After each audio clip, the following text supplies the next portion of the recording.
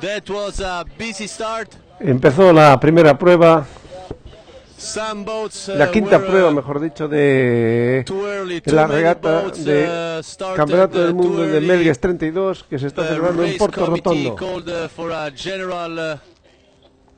general recall. We are Parece que hay una getting llamada close, general. To the end of the Melgues 32 World Championship.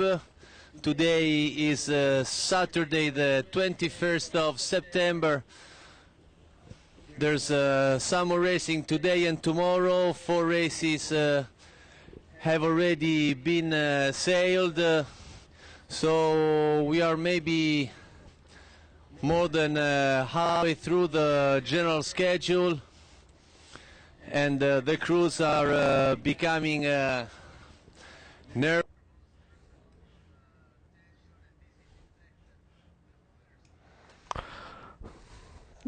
Bueno, hay ahora mismo una llamada general de la quinta prueba del Campeonato del Mundo de Melgues 32. Es un día fantástico, muy poquito viento, 5 nuditos, 6 nuditos de viento, el mar como un plato, como podemos apreciar.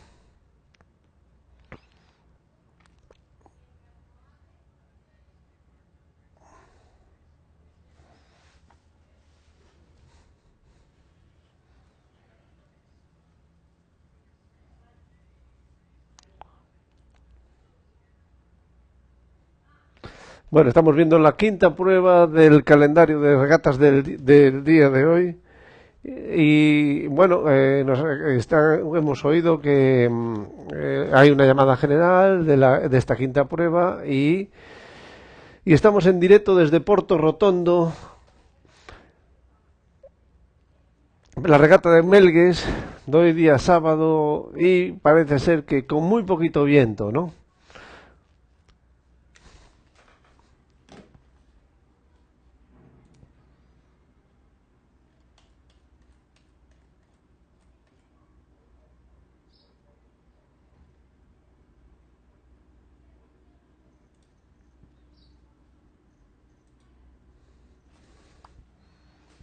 Y vamos a esperar a que volvamos otra vez a reanudar la salida.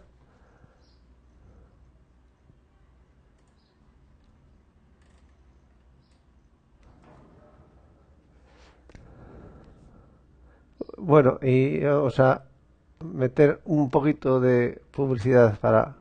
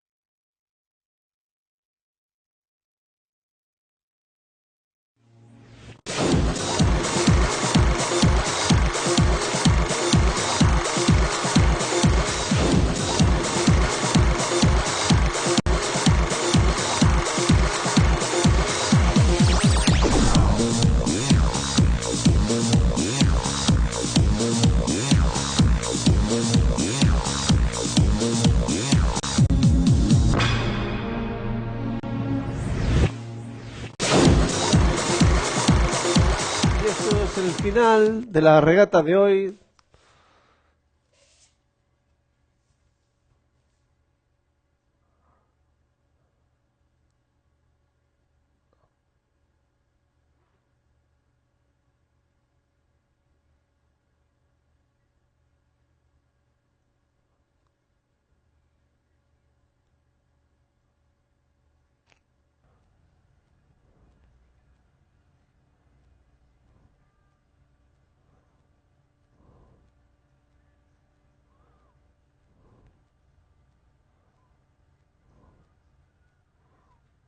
Este es el Lastimut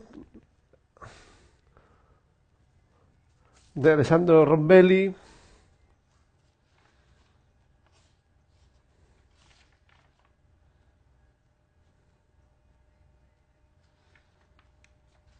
Tortarolo a estribor. Es que este.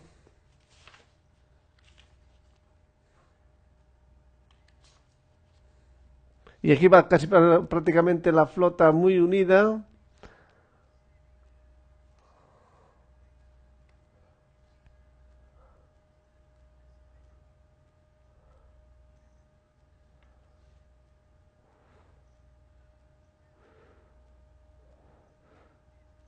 La flota la tenemos en este momento partida.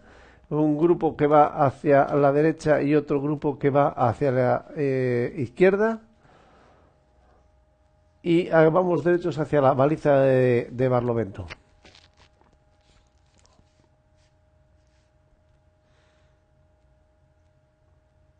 Las condiciones son de poco viento.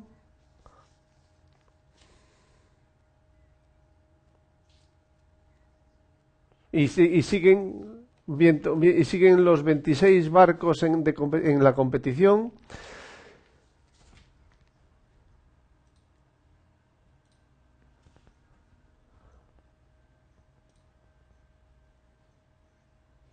Y este es el largo que es de momento el líder provisional de la clasificación, donde está Cameron y Carroll, Scott Norris, Anthony Cotton, Linda Bartel, Beston, Barlow y Aukus.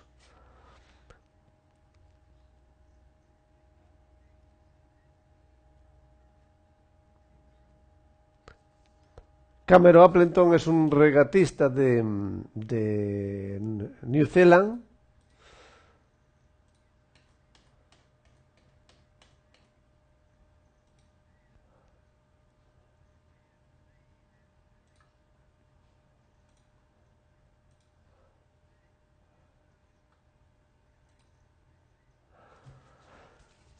Y bueno, y recordarles un poco cómo fue las regatas de ayer, en que, bueno, pues se hicieron 3 pruebas, la prueba número 2, la número 3 y la número 4, y en la que en una la ganó Mascalzone Latino, en otra la ganó Mama Yuta, el japonés. Lo que pasa que, bueno, japonés, pero la tripulación es toda española.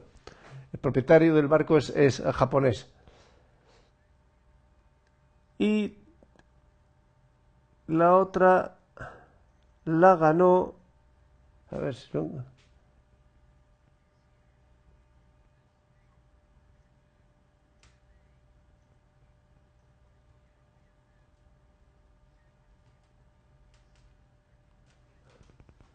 Sinergia.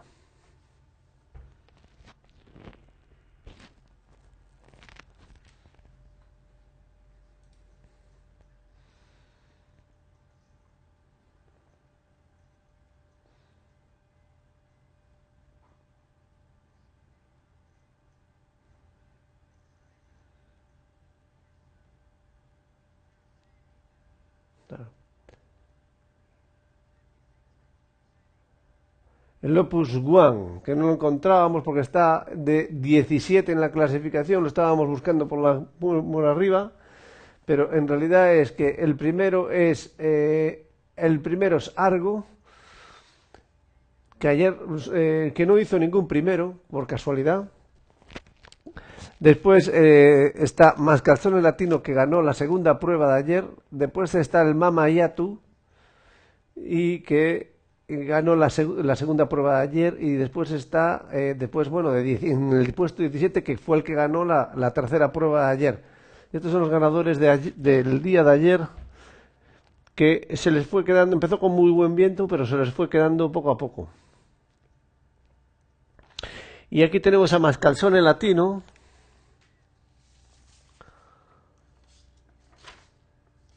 que ocupa la segunda plaza de la clasificación provisional.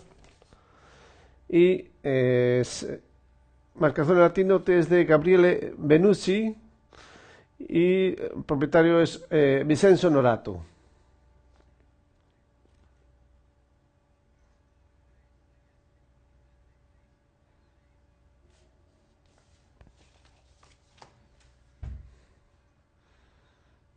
Parece que aquí tienen un poquito, marca un poquito más de presión en el agua.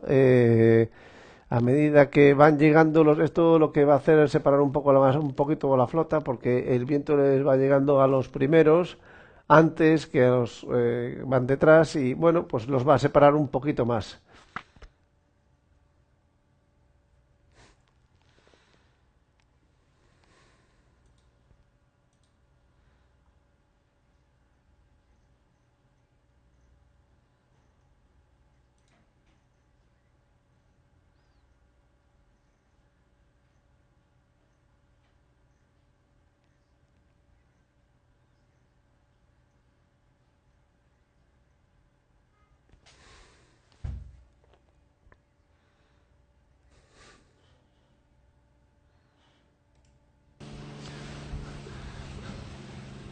Race 5 this morning started with an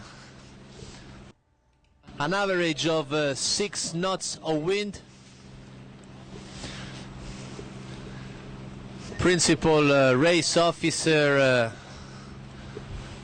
Hank Stewart, some minutes before the start, told via VHF to the competitors that it is his intention to give at least, to give 3 starts today.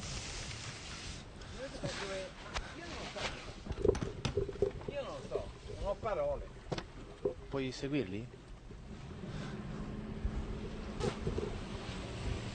Non ho parole.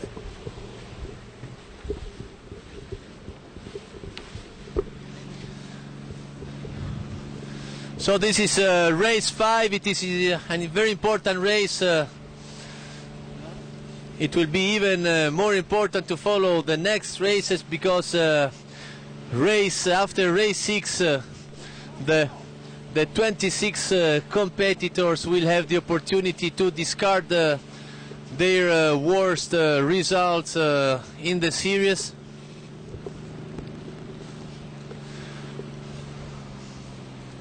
This is Japanese boat Yasha Samurai, steered by Yukihiro Ishii. Isn't very good at all. Mascalzone Latino is to race here on the left side of the course. We are getting close to the windward gate. Mascalzone Latino at the eve of race 5 is in second position of the general standing. Two not very good results during the series. They placed in 8th position during the first race and the 11th position yesterday. They have to do better to hope for something, to compete still for the world title. So getting close to the windward gate. These are Celeritas from the United States. On the screen you can see Celeritas overlap with he's holding the leadership in the general standing of the Melgues 32 series. So they are sailing here both for the world title and for the victory in the Melgues series. Here we are at the windward gate.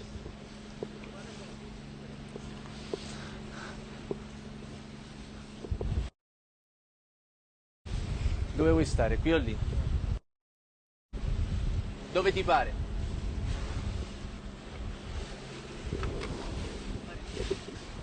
So this is the first windward gate of race 5 of the Melgues 32 World Championship here in Porto Rotondo, Sardinia. The boats are sailing now with an average wind speed of 6 knots.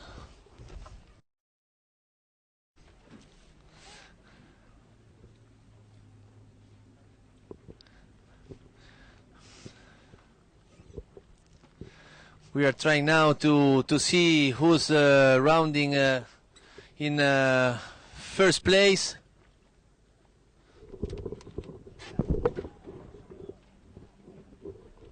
So is Inga at the head of the fleet.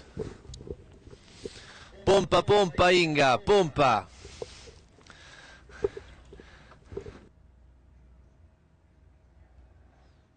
Bueno, ya están aquí casi llegando a la baliza de Barlovento,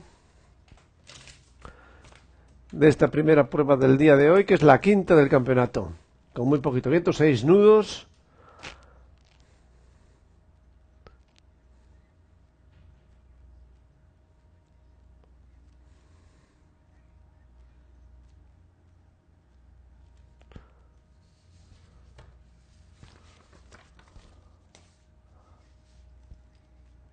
Inga.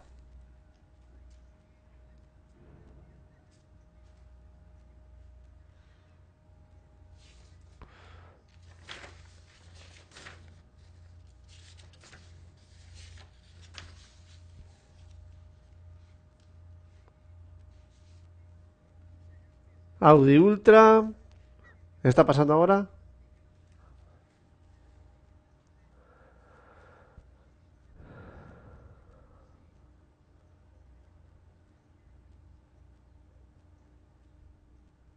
Bombarda este.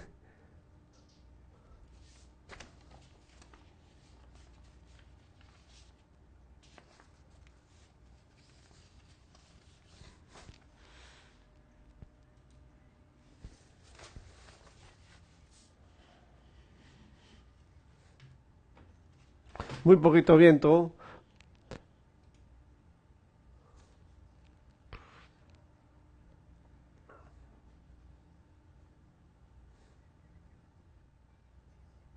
Robertísima en este momento. Y están izando, se ponen, miran la baliza. So close to them. Well, so close means that we were anyway like 70 meters away, unfortunately.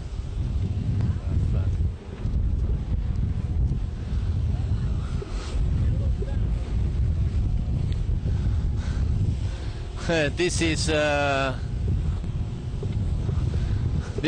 very sad that Gruvederci told us to go to go away. This is also the first thing that the first time that happens to us, that a crew tells us to move away. Anyway, we have to respect the crews. They're sailing for a world title. Unfortunately, now you will see the boats smaller on the screen of this live streaming. There is a wind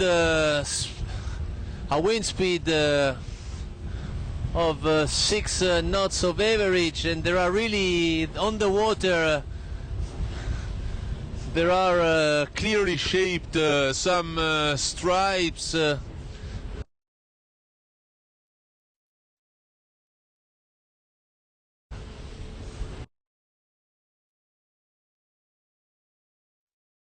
So it isn't very hard to read more. Now almost all the boats jibed.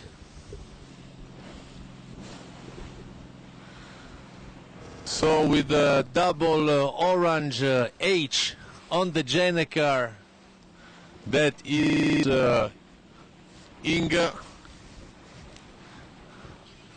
Inga rounded in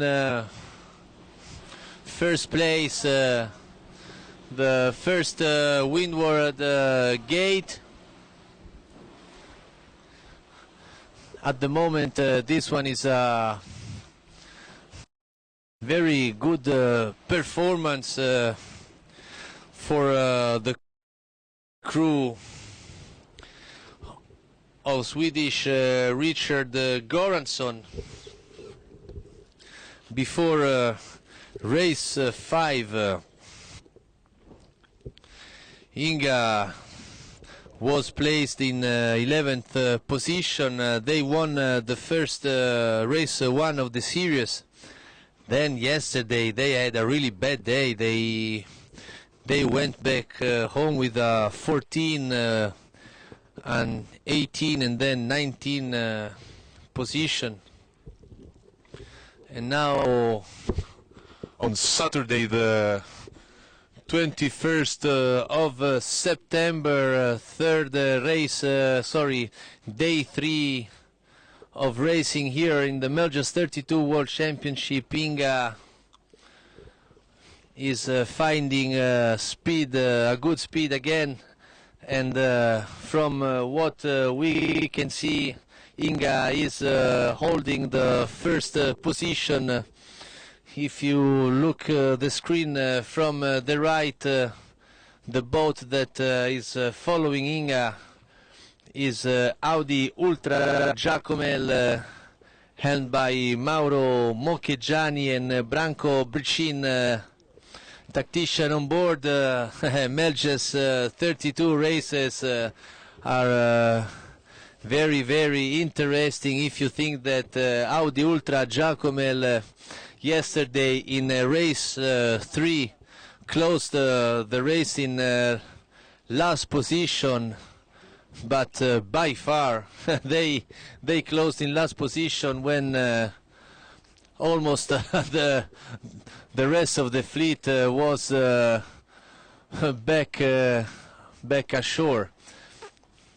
Here is in front of us Azimuth by Stig, Alessandro Rombelli at the helm. Alessandro Rombelli had a very busy season sailing also his Mini Maxi 72, and then so he's a very well experienced owner driver, but he's a rookie here in the Melgues 32 fleet, and he's doing very well after race 4. He's while simultaneously Bombard is rounding the right mark.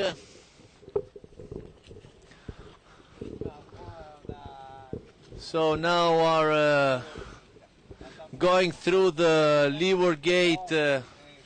Robertissima on the right and Opus 1 on the left.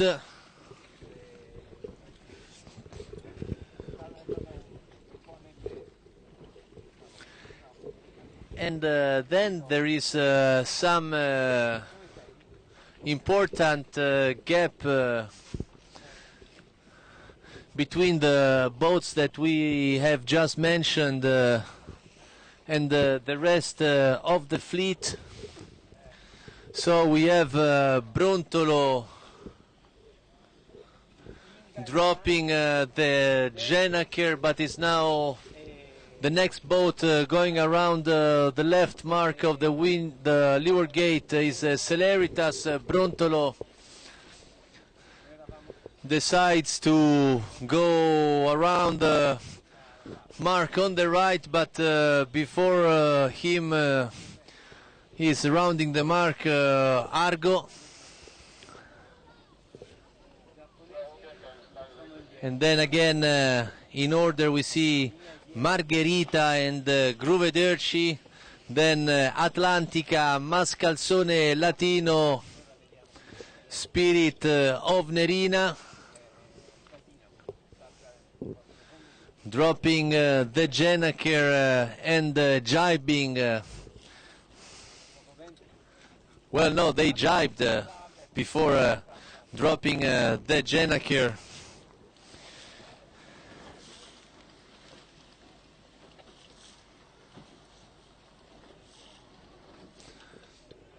Is swing. Then on the opposite side is Fra Martina. Next boat to cross the wind, the leeward gate will be Torpione.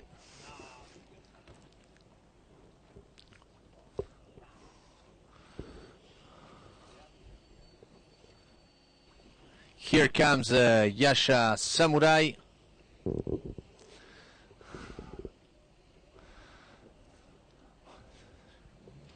Six boats still to cross the leeward gate. So we have now crossing the leeward gate Tavatui, Synergy. Well, Synergy before Tavatui, coming with a nice speed. Is Ngoni. Then Quitefik, Rimig, and in last position is Vitamina.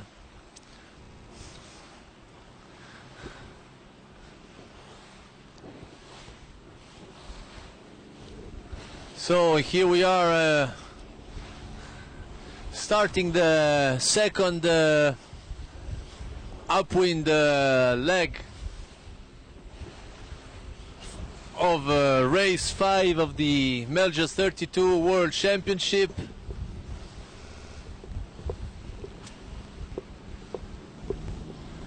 Tavatui now tacking from starboard to port tack.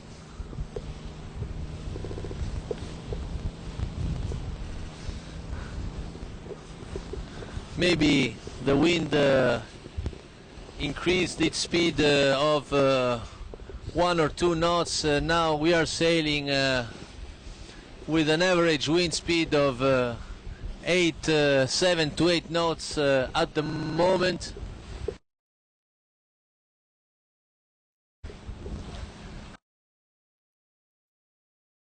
.5 is the length of the beat. On the upwind leg of race 5.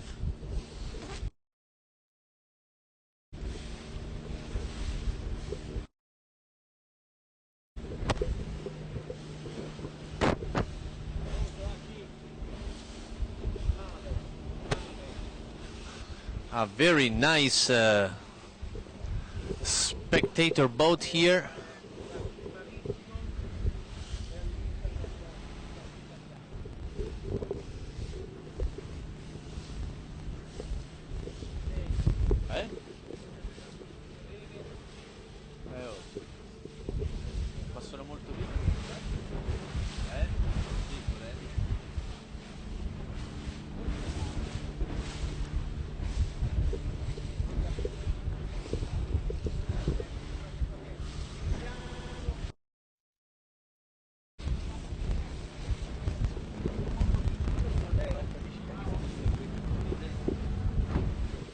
We're still leading the fleet at the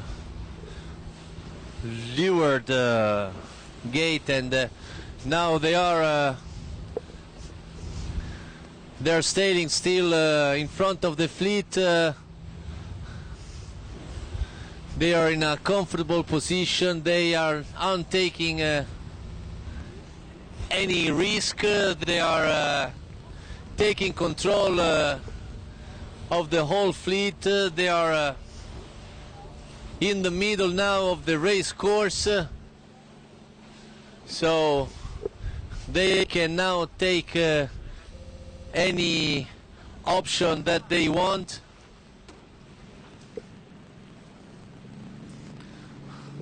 Of course, they will have to tack once before reaching before getting here to the windward gate. Hamish Pepper, Kiwi sailor, that during his career won a Star Class World Championship in San Francisco. Famous San Francisco these days.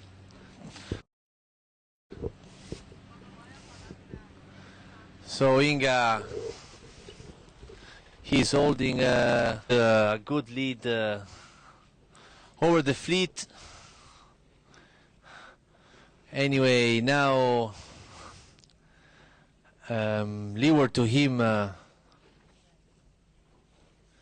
azimuth by Stig decided to tack, and here we go. Look here, another race for azimuth by Stig. So let's recap. There were Inga and Stig sailing both on port tack. Then Stig decided to tack on starboard tack. Inga followed that decision of Stig, and so Stig tacked again, and now another tack for the crew of Alessandro Rombelli. So 3 tacks in less than 1 minute for Stig. This means that the competition is becoming now harder and harder for all the crews. Inga wants to win this race. Stig wants to hold a good position in the standing. Alessandro Rombelli is a very well experienced owner driver, but he's sailing for the first time in the Melgues 32 class. After race 4 yesterday, he was holding 4th position in the general standing. So, Joy. What also might be very interesting to know about the azimuth by Stig boat is Paul Goodison calling tactics. Paul is our reigning world champion as far as tacticians go, so Alessandro's got some good help on board. Yeah, Paul Goodison won the world title last year, calling the tactics for John Kilroy on Samba Pati. He's a British Olympic champion in the laser class, and he's doing very well also here in the Melgues 32 class. So here we go, Inga. Inga first again here the windward gate. Inga is holding the first position with a comfortable lead. Anyway, also a very good job done by Stig. Paul Goodison is really in a good shape here in Porto Rotondo. He's helping this new crew to have a very good championship, but now let's follow this rounding mark, Joy. Anyway, for Inga, they are hosting the Jenaker. Oh, there is a very brief. There was a brief twist, but no problem for Inga. No trouble for Inga, and followed by 10 seconds. Now 10 seconds after, also Stig hoists the Jenaker. Both boats decide to go on the right side, which is the left side of the racing course. These 2 boats are well ahead of the fleet. In 3rd place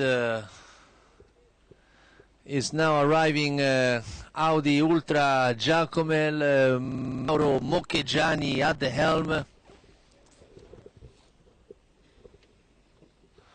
Branko Brcin, tactician on board.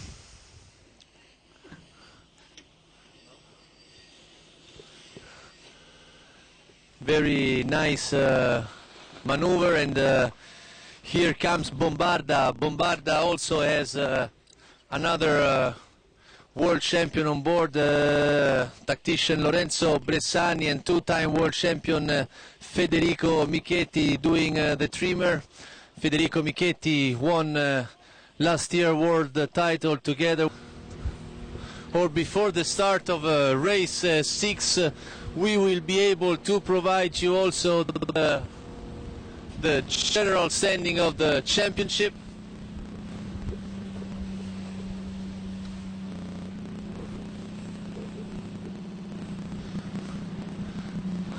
So we are exactly at the middle of the fleet. Mascalzone Latino here rounded the mark at the windward gate in 13th position, with a wind speed of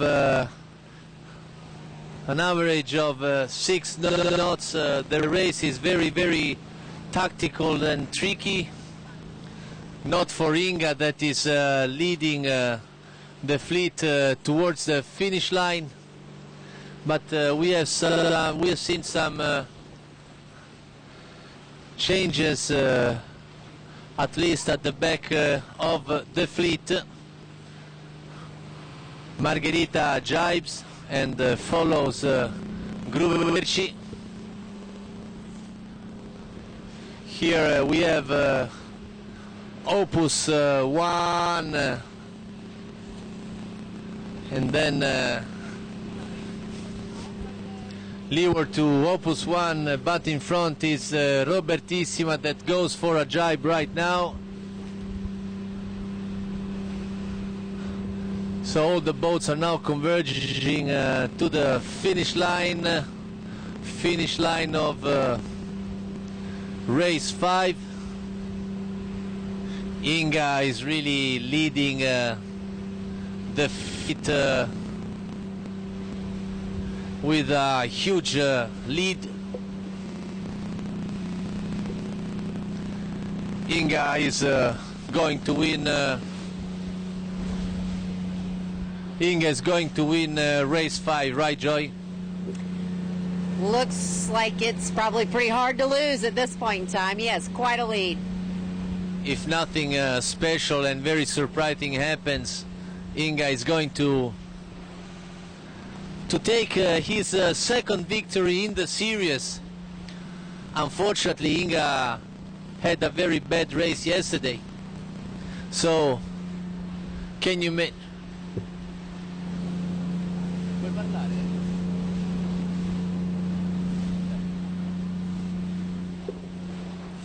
So, let me give some communication to the driver.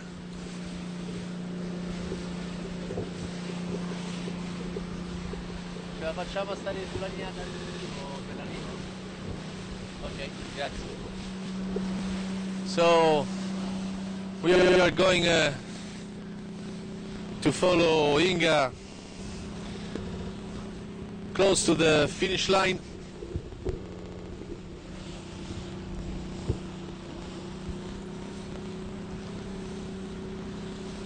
How surprising are these races, Joy? Inga won the first race, then yesterday they placed 14th, 18th, 19th, and today they go to one victory again. Yes, they do. They'll become the first team in the Melgues 32 World Championship to actually now have won 2 races. So, You mean in this edition? in this edition, of course. Ah, Of yes. course. So, first team to put 2 bullets on the scoreboard, but again, we're a long way to go. Yeah, this is a very interesting thing.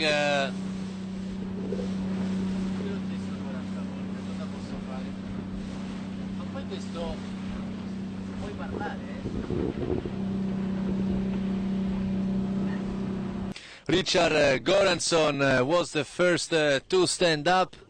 Very well done, guys. This was a terrific victory because Inga had a really huge gap over Azimut by Stig. Azimut by Stig also did a very good job.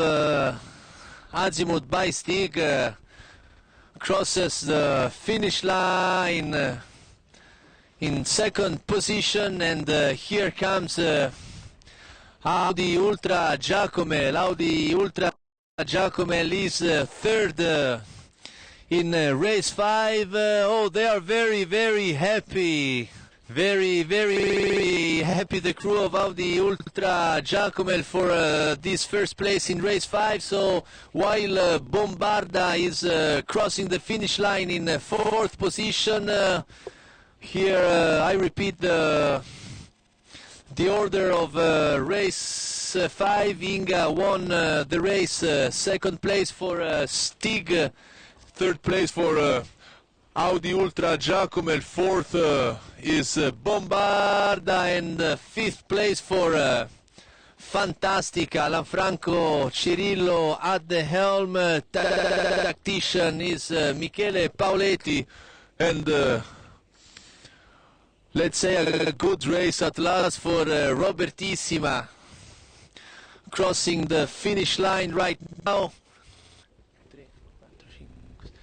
So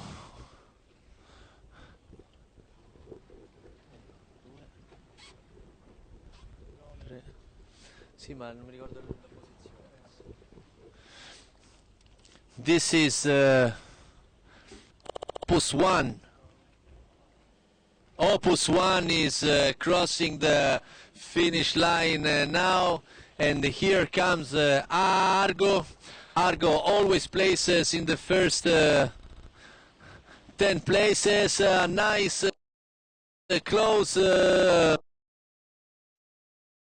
finish now for Celeritas that crosses the finish lines for Havlank from Arrivederci, both boats from the United States, and then arrives Brontolo.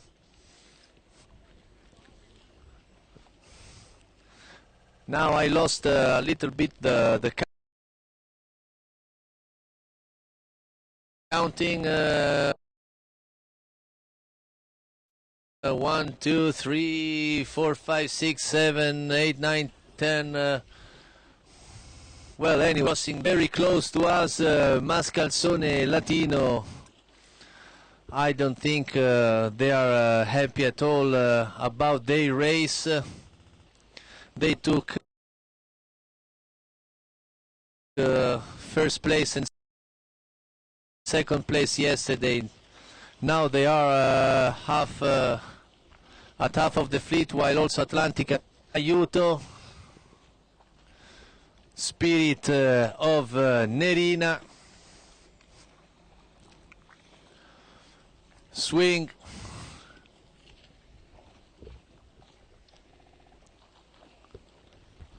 Swing is the boat that is crossing the finish line right now, followed by Martina, Eduardo Pavesio.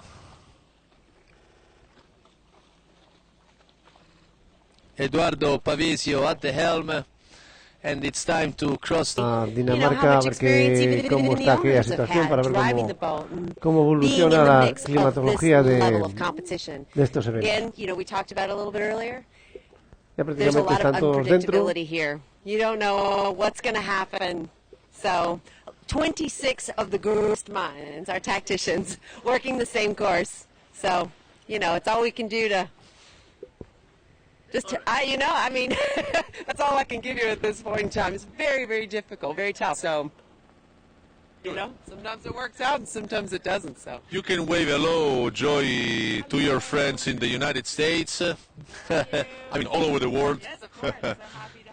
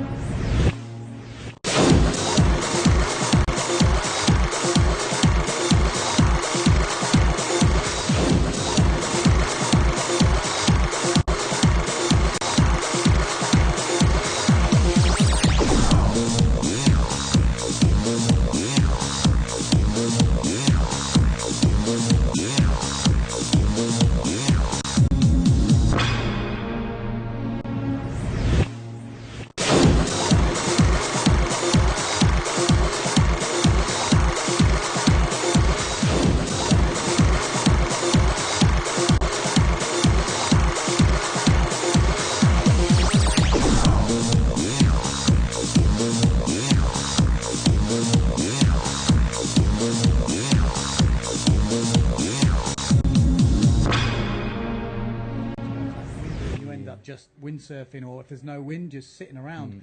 And it's not really what you should do, you know. If we were professional athletes, you wouldn't see the footballers. Oh, well, there's no game this week, but whatever, it doesn't work.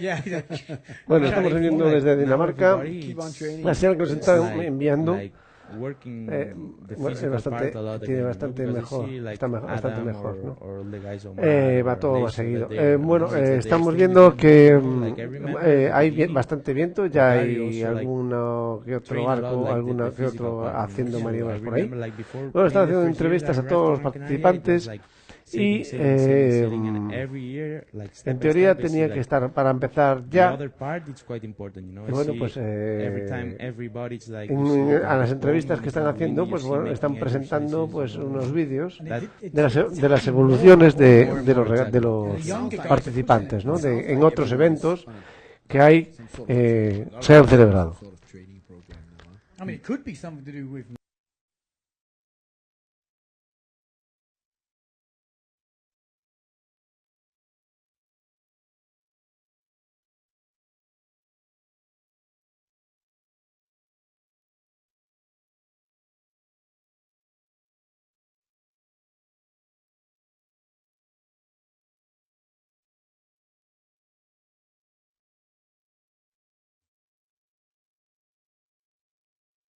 It's 92.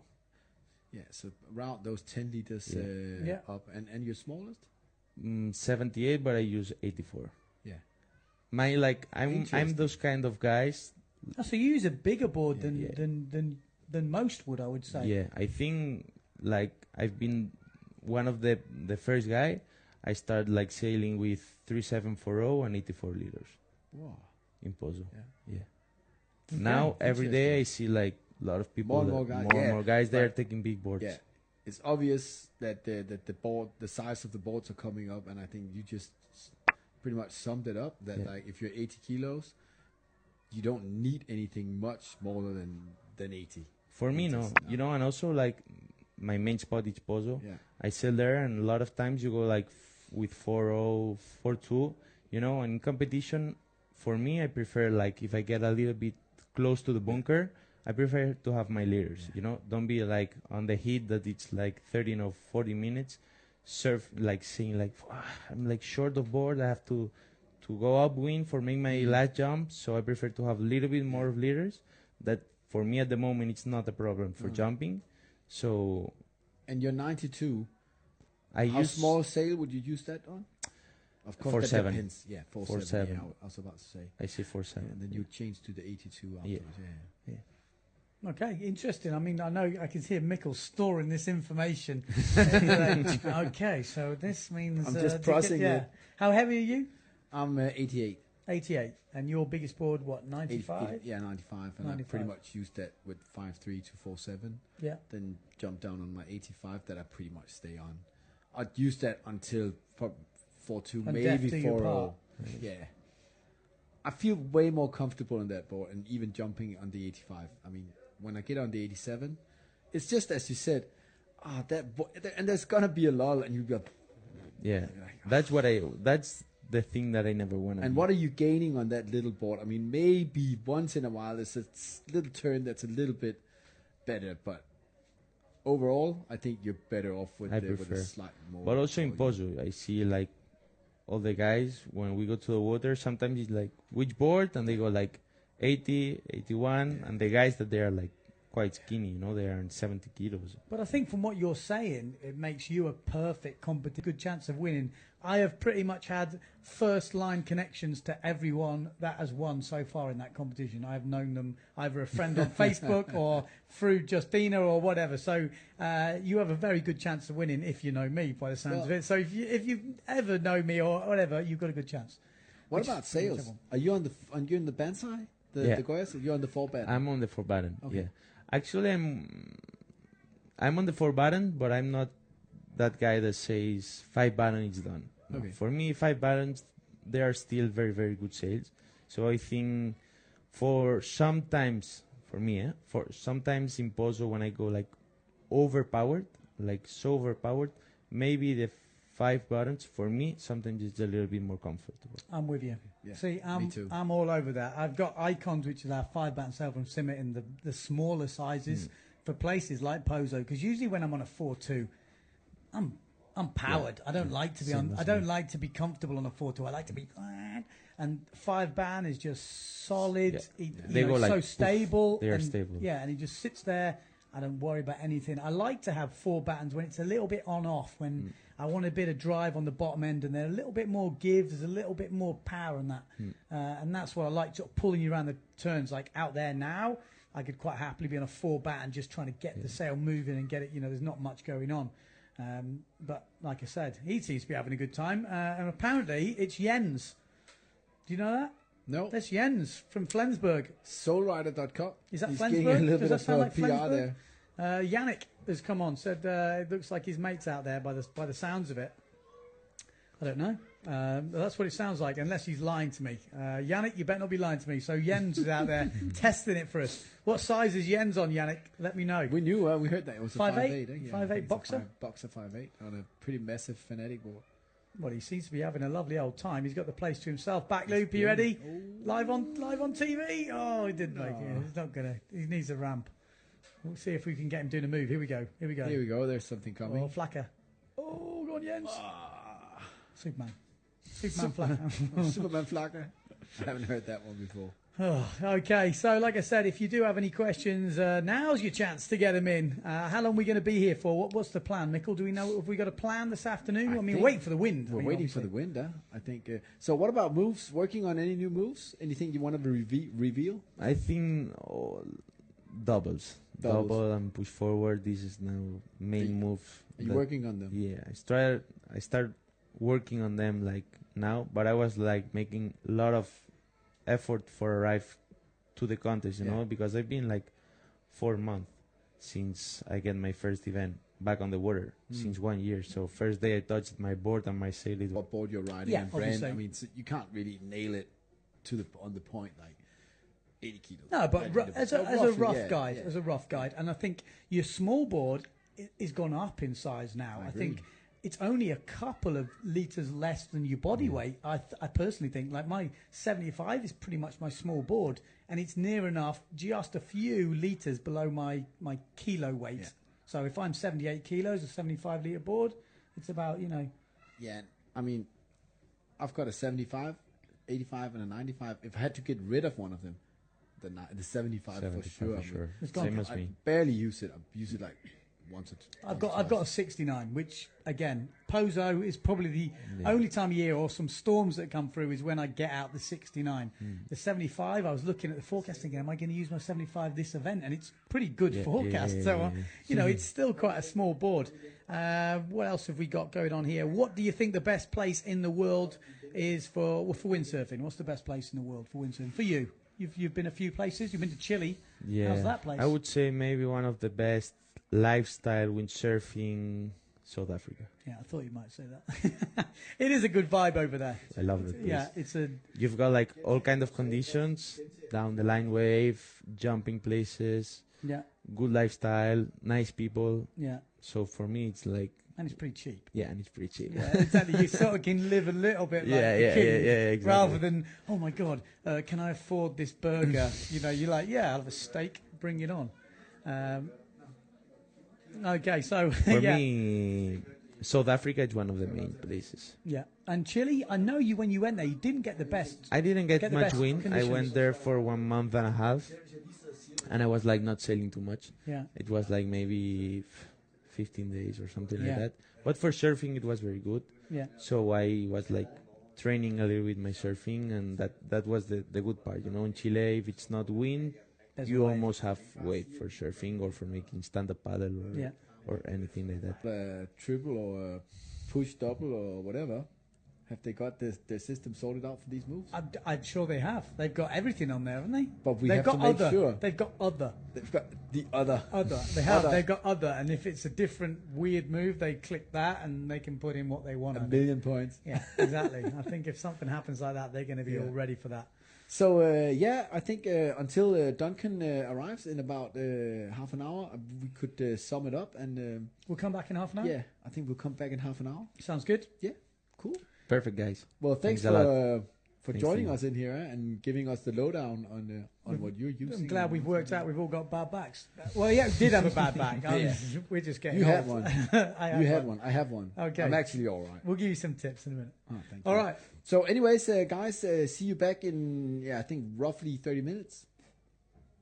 Sounds good. That is going to be pretty much 3 o'clock. Over and out.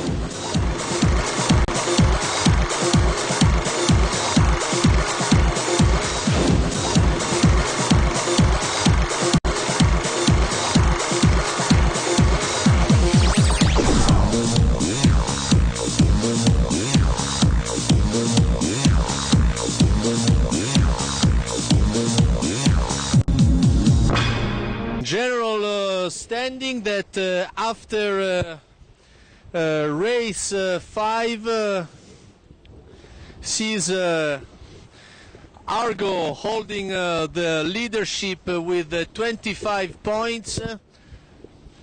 Mascalzone Latino is second with 36 points.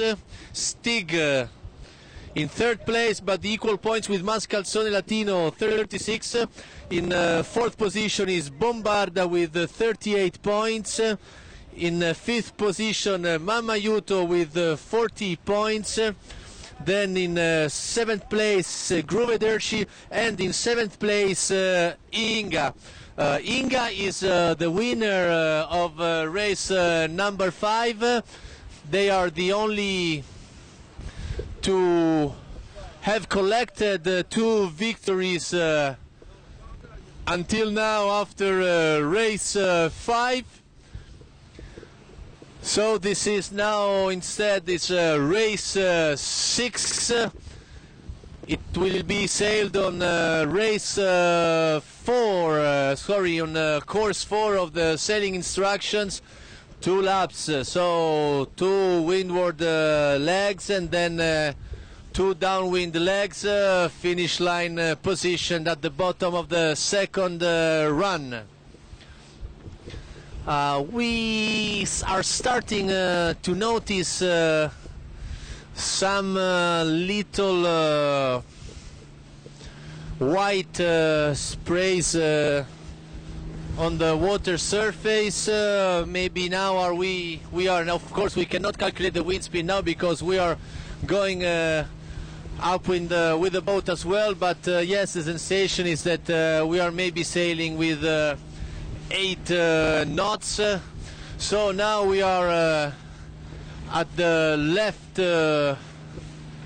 we are running on the left side of the course. This is swing tacking and crossing astern of Bombarda, Brontolo, and then Fra Martina. On our left there is also Robertissima, just tacked on port tacks, and is in front of the bow of Yasha Samurai.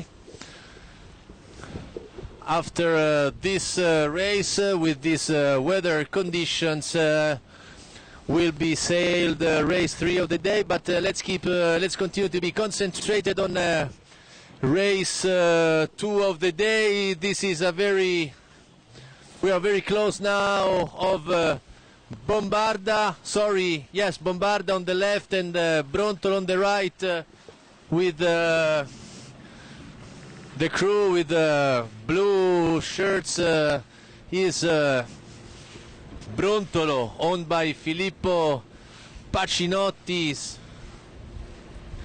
with tactician Nathan Wilmot. Nathan Wilmot, who won the World Championship in 2009, not as a tactician. Tactician was his brother Jeremy, and now Brontolo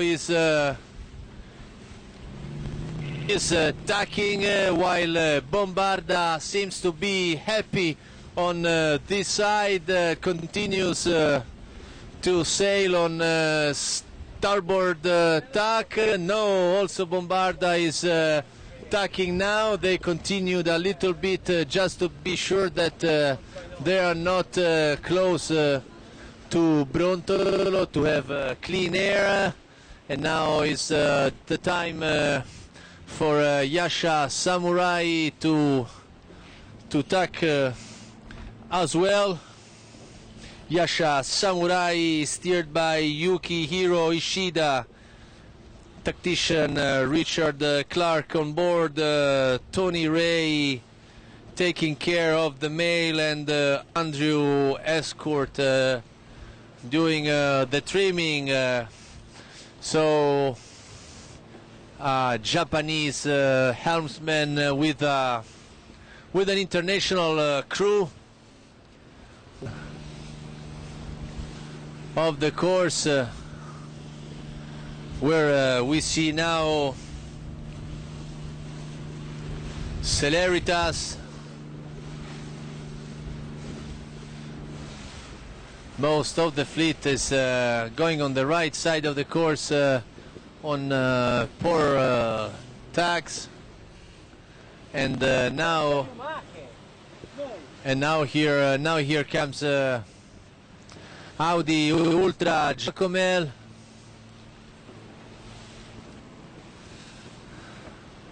Nice speed for Audi Ultra Giacomel, although they are not very well positioned. They took a very good third place in race 5, the opening race of the day.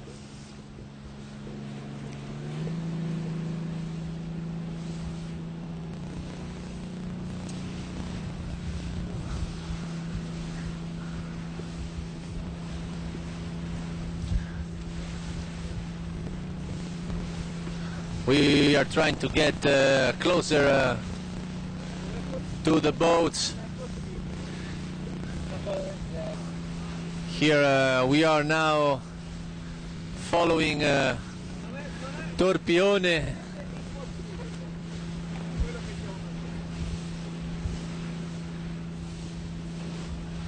Then leeward of Torpione is sailing azimuth by stick. Then again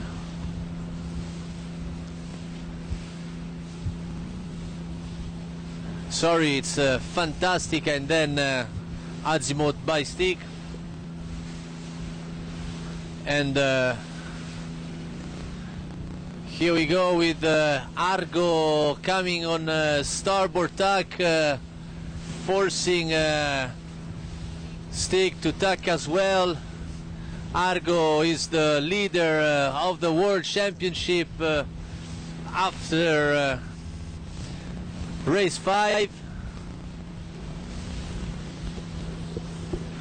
After race 5, Argo is leading the World Championship.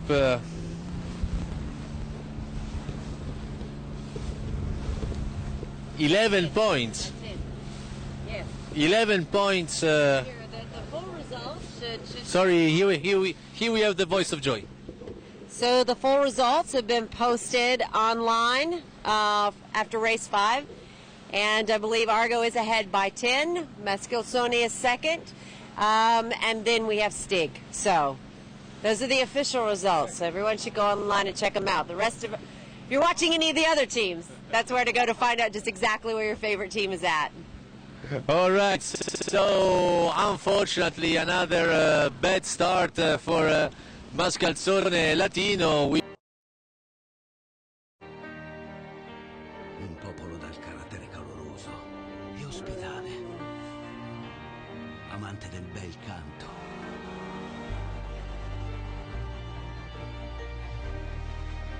Famoso nel mondo per eleganza e stile, qui in una splendida cornice mediterranea. Piccoli borghi pittoreschi si alternano a grandi città d'arte, dove storia e cultura si incontrano. Fuori dai luoghi comuni c'è un paese da esplorare. Italia, Land of 4.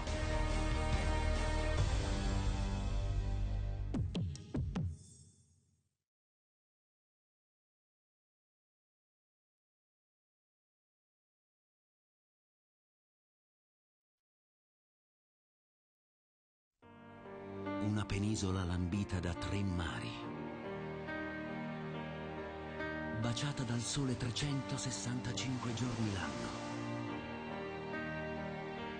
Un popolo dal carattere caloroso e ospitale, amante del bel canto.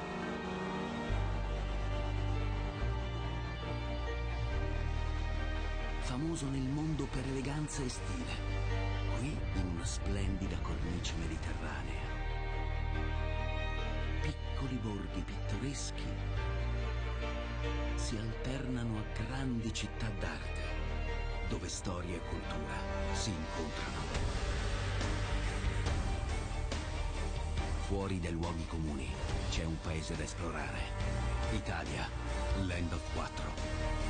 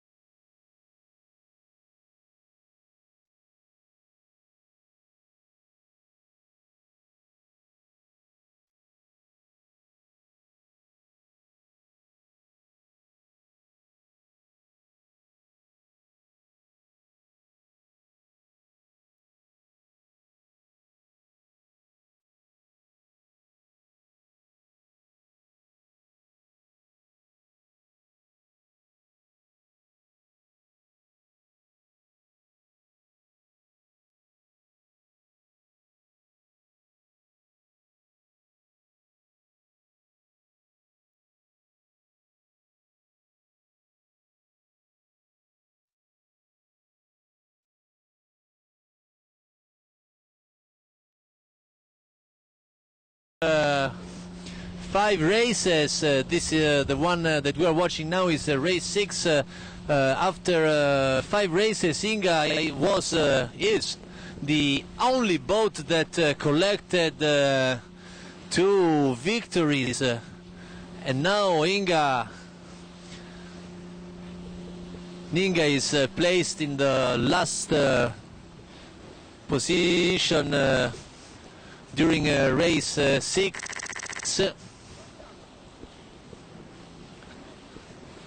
So you are never sure and safe inside the Melgues 32 fleet.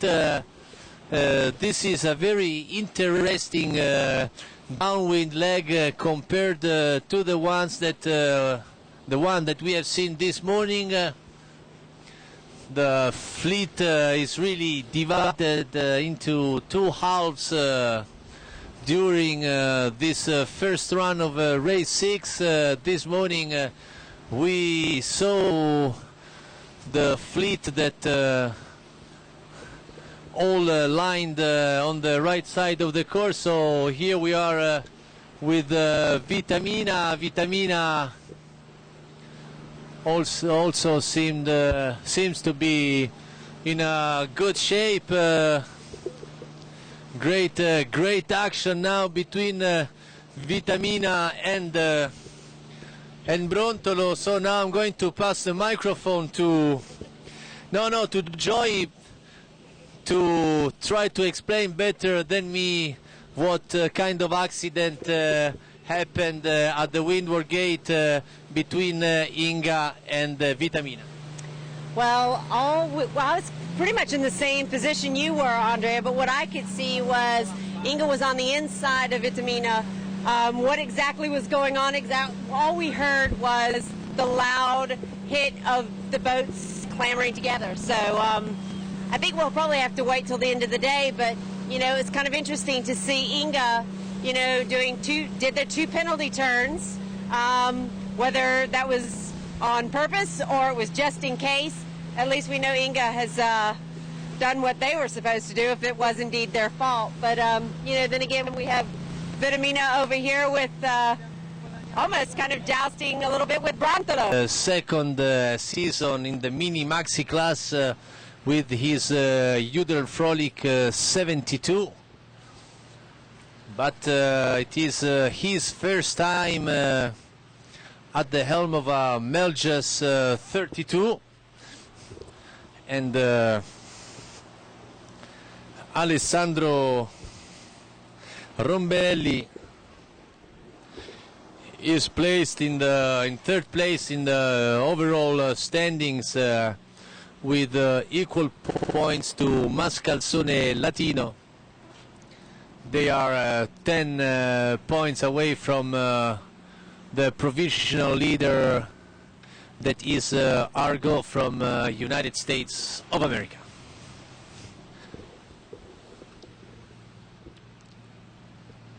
So we are now getting closer to the leeward gate.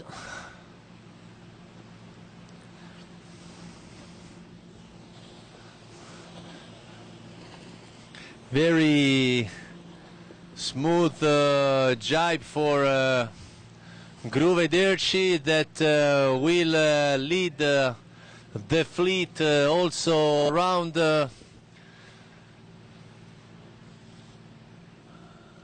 the leeward gate here at the bottom of the race course of race 6 of the Melgues 32 World Championship.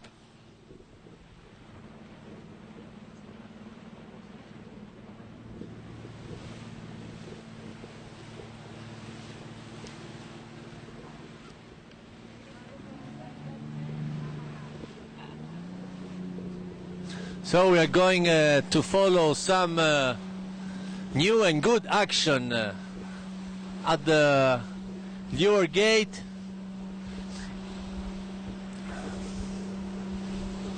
And we are very happy to see Gruvederci rounding the gate in first position. Of course, we are not in favor of any team, but I personally like the fact that the only lady helming the Melgues 32 is leading the fleet now in race 6. What do you think, Joy? I think it's great. I mean, you know, we're not just talking about just a lady, but we're talking about a really accomplished sailor. And then, of course, with Francesca Bruni aboard, you know, obviously she's had someone telling her to do the right thing. So it's really nice to see. Is the name famous in the United States or the team of Gruvederci? Absolutely, absolutely. Everybody knows the name Gruvederci in America. And fleet's very happy to have them here. Really, truly, wonderful. So this is Gruvederci rounding in, crossing the the leeward gate of race 6. First position, then next boat to cross the 1/3 of the boat. I mean, it was really almost an equal finish, but now we have another fight here for the 3rd place that goes to Robertissima at the windward gate. It was Argo holding the 3rd position, and Robertissima overtook Argo. Still a very good 4th place for Argo. That is definitely the leader of the World Championship after race 6, because after the race 6 there is the discard of the worst results, and Argo is going to discard his 8th place of race 5. So we repeat The final order of race 6. Stig won ahead of 1 second of Gruvederci. Third place for Robertissima. Fourth place for Argo. And fifth place for Spirit of the Rina. Then it is the time for Fantastica to cross the finish line. Another very close finish for Bombarda by nothing ahead of Fra Martina. And then comes Atlantica.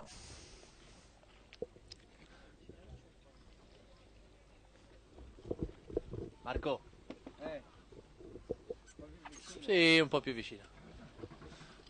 I'm telling Marco Savelli, coach of Mascalzone Latino, to go closer to the finish line because there is Brontolo overtaking Swing right on the finish line. So many close finishes in race 6.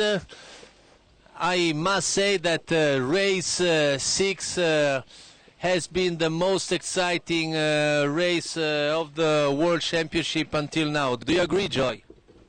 Very much so. There's been a lot of excitement in race 6, so yeah, I think you're correct. With the breeze dropping off, it'll be very interesting to see if we get another race in. I know it's the intention of the PRO, so.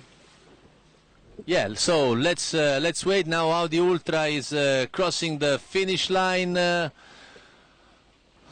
is the turn of Remig,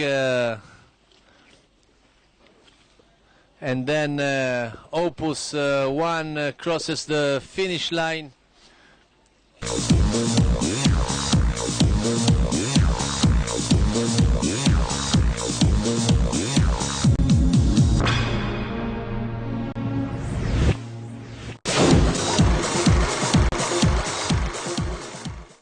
We've got Kuros County there.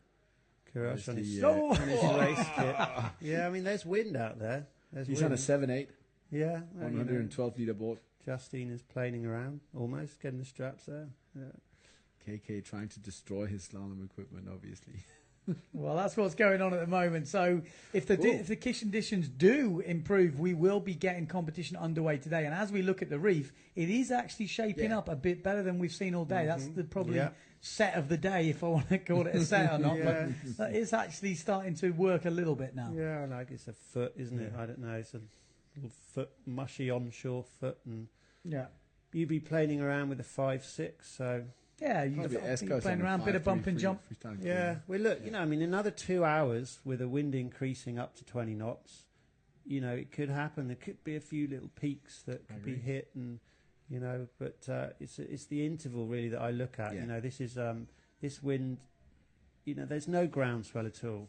So if the wind's not 20 knots plus, usually it doesn't push up that much of a swell. With this wind. 2 days ago, we would have been sailing. Yeah, like with the swell we had. It's frustrating, isn't it? Huh? You know, 2 days ago we had the best waves we've seen, super clean, you know, perfect, really, and really good shape. It's too bad, huh? That's the way it is. Yeah, we need two elements: the waves and the wind. You know, it makes it a little bit more difficult to run a comp than, you know, just a surfing comp. But hey, when it turns on, it's the best sport in the world to watch and do. So. Exactly, we got action on the way out and on the way in, so it's probably one of the hardest to commentate on because you don't get a rest. I watch some of the surfing events and I think, you lucky people, they just got instant replays, chilling out. There's a wave, we missed it, we'll just watch the slow-mo. We got long period, Keep happening all over the place. Yeah, but they've got like half an hour almost every heat, like. Yeah, they could cruise heat on. Yeah, I mean, you guys are going to be pretty pissed with me if I set a really long heat and you see 20 jumps each from each guy. You're going to be a lot of talking going on there. But we will have live scoring, which does, I mean, add that extra element, which we've seen at a few competitions now this year. It's going to be interesting to see it here. They finished perfectly, you know. So if they fall off at the end on that little turn, maybe, you know, less is more. Yeah. Yeah, 2 really nice turns and then just flick off the back of the wave. You know, might look better and score higher than someone that tries to do another little turn and then falls off at the end. Yeah. But if you had like a massive gouge and an air tucker or whatever on the wave. I mean, and then falling off in the end on a little whatever foamy thing. Yeah, and maybe the wave was actually an 8.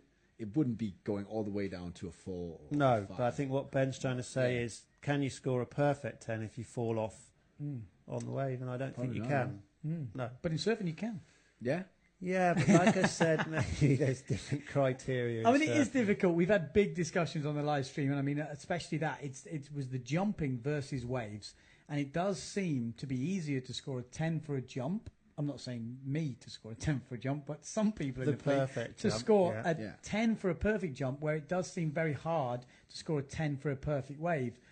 And if we're assessing both, there should be some riders in the fleet that are scoring 10 for waves, or the waves maybe should be closer to the jumping score. Yeah, I agree. Because it does benefit the jumpers, and we've seen that over the years. And I think it came up maybe a few years ago now, or even last year, about the 12s being scored, and it was affecting how the results were coming out, and it was just the big jumpers which were benefiting from the 12s. Yeah, which is fair enough, but I know in the past, back in the day, we used to times by. That's right. We used to put wave factor in, didn't we? Factor on the waves. Yeah, we've actually got that here still. Yeah, you can do it. You can still factor the waves. And what was the theory on that? Was that same theory? Because no matter how I look at it, the wave scores are always lower than the jump scores. The theory was that's the same theory. Back in the day, 8-minute heats. I think. Like, the judge didn't even look at the conditions. It was just like, it's windy, go. Stamp, put the 8 minutes on the heat duration, and off they went. They weren't doing such diverse jumps to start with, so they didn't need such different conditions, better, steeper ramps and stuff like that. So, like a donkey kick, wasn't it, and a back loop and a push loop and a forward. And what I was trying to say is that the 8-minute heat, I think, is just no longer possible at all, and therefore they were doing 3 jumps and 2 waves in 8 minutes.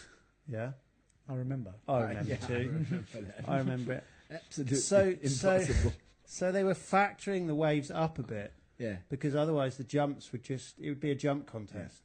The waves didn't come into it. You couldn't win a heat. Actually, still do that in Australia, pretty much 3 jumps, like 8 minutes or something like that, in conditions where you can hardly jump. And I'm like, because I'm so used to doing the judging with you, even in the British comps, you're the sort of main judge here in the PWA. I go there, and the first time I went to the comp, they were like, right, 4 jumps and something. I'm like, ha ha, it's like laughing, and everyone looked at me like, no, serious. But I quite liked it, but for this, it does mean the problem is with the jumps, you never